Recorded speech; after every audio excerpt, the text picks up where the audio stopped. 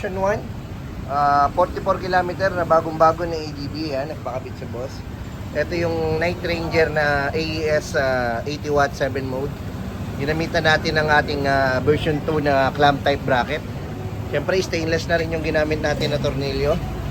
Napaka solid. Alright, passing light, button. May balot pa to.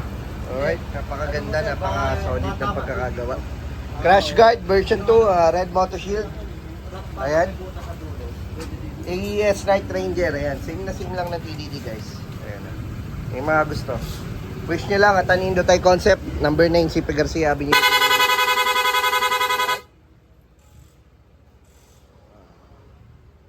Floodlight, napaka-solid. Alright. Night Ranger AES 7 mode.